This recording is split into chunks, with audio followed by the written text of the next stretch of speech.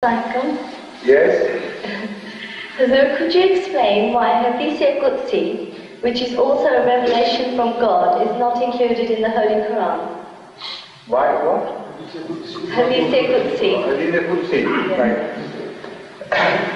In fact, not only Hadeese Qudsi, but all the sayings of the Holy Prophet have roots in the Holy Quran.